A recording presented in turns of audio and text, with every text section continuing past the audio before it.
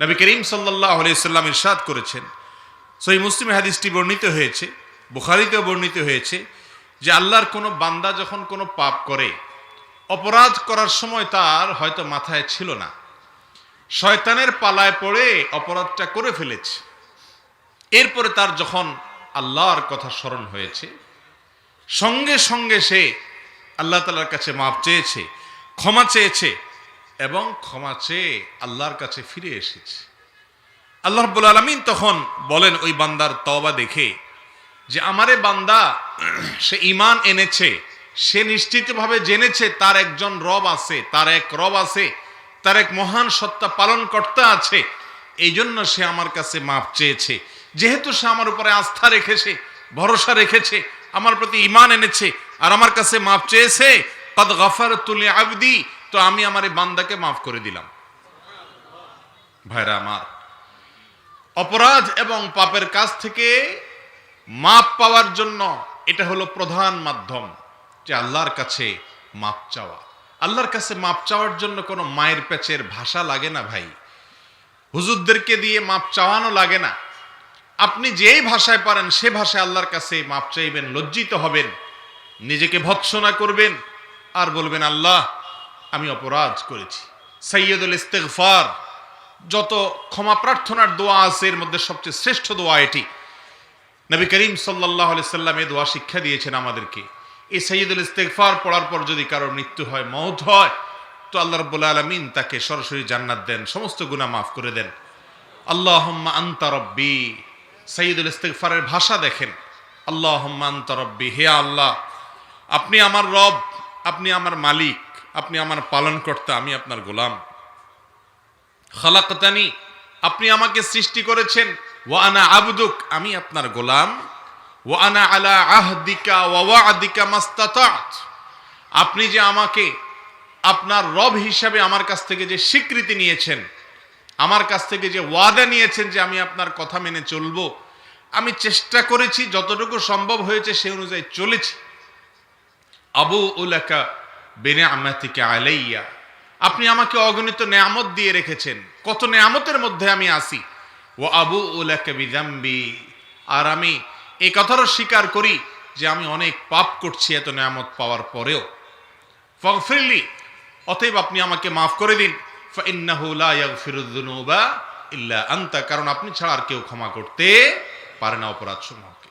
তো এইভাবে আল্লাহর কাছে মাপ চাইবেন, যখনই কোনো অপরাধ হয়ে যাবে আল্লাহর কাছে মাপ চাইবেন। অপরাধের মাপ চাওয়ার মাধ্যমে আল্লাহর কাছ থেকে ক্ষমা চাওয়া যায়, ক্ষমা পাওয়া যায়, এটা হলো ক্ষমা পাওয়ার প্রধান মাধ্যম। এর পাশাপাশি তওবা, তওবাটা ইস্তিগফারের পরবর্তী স্টেপ।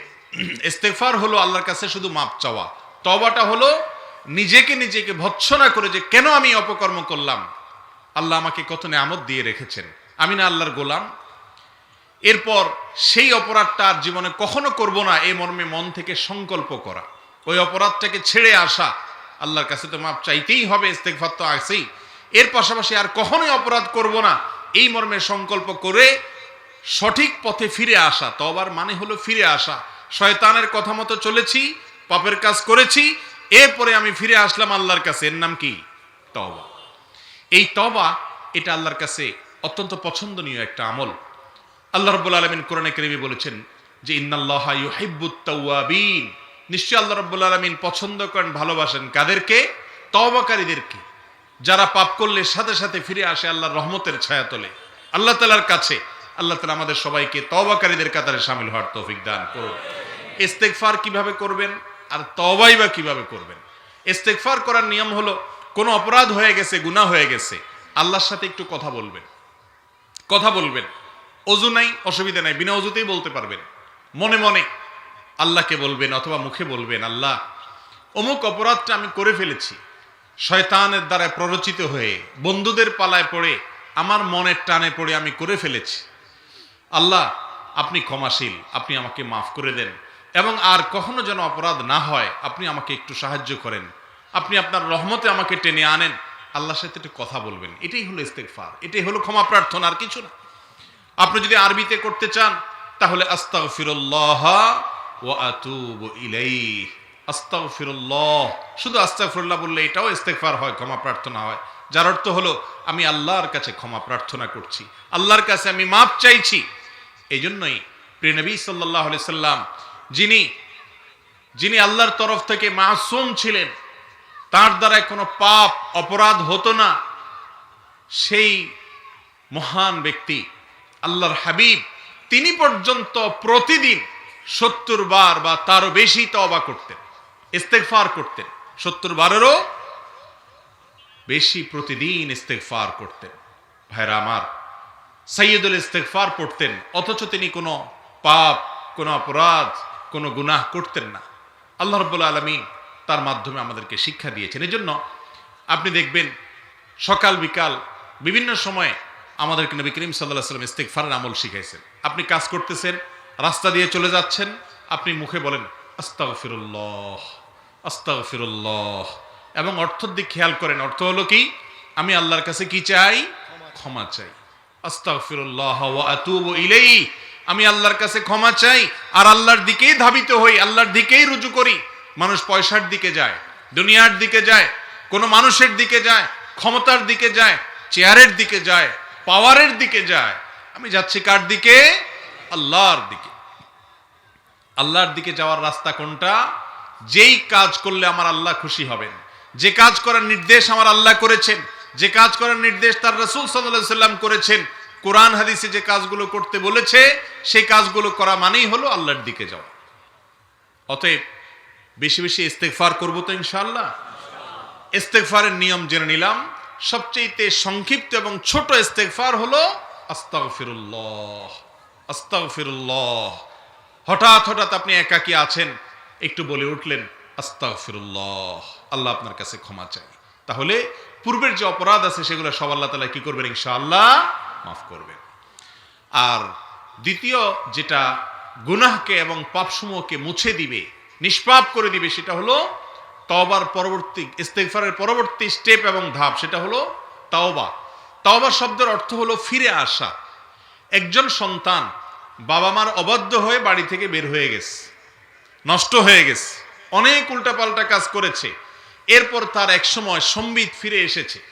সে বুঝতে পেরেছে যে আমি ভুল পথে গেছি, আমার জন্মদাতা বাবা, আমার গর্ভধারণকারিণী মা, তাদেরকে ফেলে তাদের কথা না শুনে অন্যায় পথে যাওয়া আমার ঠিক হয়নি। সে লজ্জিত হয়ে, অনুতপ্ত হয়ে, তার ভুল স্বীকার করে আর কখনো এমনটি করবে না সেরকম সংকল্প মনে মনে করে যদি বাবা মার কাছে ফিরে আসে, বাবা মার কাছে ভালো লাগে কি লাগে না? কিরকম ভালো লাগে বলেন তো? অনেক সময় যেই ছেলে, যেই মেয়েটা সব সময় কথা শুনে, ওইটার চাইতে নষ্ট হয়ে যাওয়া ছেলেটা, মেয়েটা যদি ফিরে আসে তখন খুশি আরো বেশি লাগে। ঠিক না? ঠিক। ঠিক একই ভাবে আল্লাহ রাব্বুল আলামিন কোরআনে হাকিমে ঘোষণা দিয়েছেন যে আল্লাহ রাব্বুল আলামিন ইউহিব্বুত তাওয়াবিন, তিনি কি করেন? তার কাছে যারা তওবা করে ফিরে আসে তাদেরকে তিনি অনেক বেশি পছন্দ করেন। ভাইরা আমার, অপরাধ হয়ে গেছে এটা বড় বিষয় নয়। বড় বিষয় হলো অপরাধ হওয়ার পরও আপনার ভেতরে কোনো প্রকার ভাবলেশ নাই, অস্থিরতা নাই, আপনি আল্লাহর কাছে ক্ষমা চান নাই, এটা হলো বড় অপরাধ। কারণ হলো কুল্লু বনি আদম খাত্তা, নবী করিম সাল্লাল্লাহু আলাইহি সাল্লাম বলেছেন এমন কোনো মানুষ নেই যার অপরাধ হয় না, পাপ হয় না। আলেম গায়রে আলেম, আমরা সবাই কম বেশ অপরাধ করি, অগণিত অপরাধ আমাদের দ্বারাই হয়। ওয়া খায়রুল খাত্তাইন আত-তাওয়াবুন, আর এই অপরাধী মানুষদের মধ্যে আল্লাহর কাছে প্রিয় হলেন, শ্রেষ্ঠ হলেন, উত্তম হলেন ওই মানুষগুলো যারা অপরাধ করার পর আল্লাহর কাছে কি চায়? মাপ চেয়ে তওবা করে আল্লাহর কাছে ফিরে আসে। ওই যে বকে যাওয়া, নষ্ট হয়ে যাওয়া সন্তান যেরকম বাড়িতে ফিরে আসলে মা বাপ খুশি হয়, আমাদের মালিক, আরশে আজিমের মালিক, তার কোনো বান্দা পাপের পথ ছেড়ে যদি লজ্জিত হয়ে আল্লাহর কাছে এসে মাপ চায়, ফিরে আসে, আল্লাহ তাআলা এরকম তাকে অভ্যর্থনা জানান এবং আল্লাহ তাআলা তার প্রতি এরকম সন্তুষ্ট হন। আল্লাহকে খুশি করবো তো ইনশাআল্লাহ। তাহলে অপরাধ থেকে মুক্তির জন্য, গুনাহগুলোকে ক্ষমা পাওয়ার জন্য, এই সমস্যা আমলনামা থেকে দূর করার জন্য, মামলাগুলোকে নিষ্পত্তি করার জন্য আল্লাহর কাছে ক্ষমা চাইব, ইস্তেগফার করব। আর দ্বিতীয় হলো কি করব? তওবা করব। কি তওবার নিয়ম হলো নিজে নিজে তওবা করা যায়। আমরা বেশিরভাগ সময় আমাদের সমাজে মনে করি যে তওবা কেউ কাউকে করাইতে হয়। মূলত তওবা করানোর প্রয়োজন হয় না, যার তওবা সে চাইলে করতে পারে। তওবা কিভাবে করবেন?